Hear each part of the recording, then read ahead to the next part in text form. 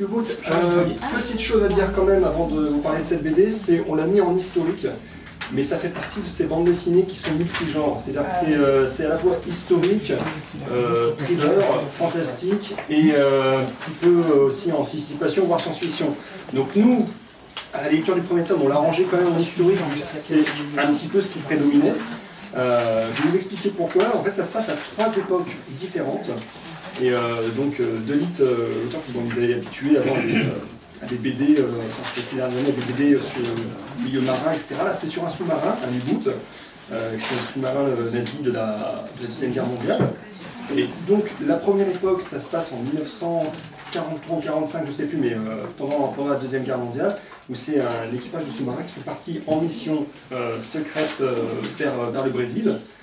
On enchaîne ensuite, la deuxième époque, c'est 1951, où ce sont des explorateurs qui sont en Amazonie, qui vont tomber justement sur un U-Boot. On suppose que c'est le même, qu'il y a un lien. Et à l'époque d'après, c'est 2059.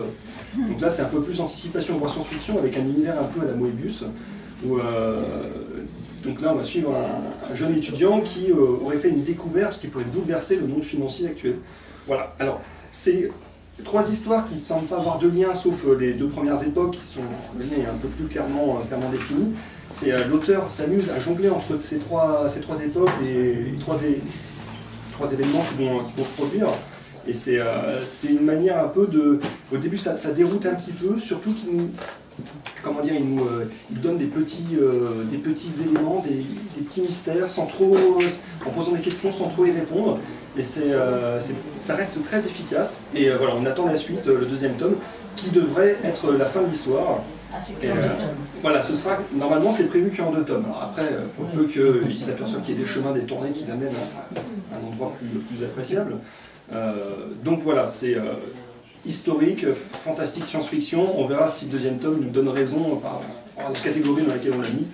Mais voilà, donc un très bon album avec des dessins nucléaires toujours très détaillés.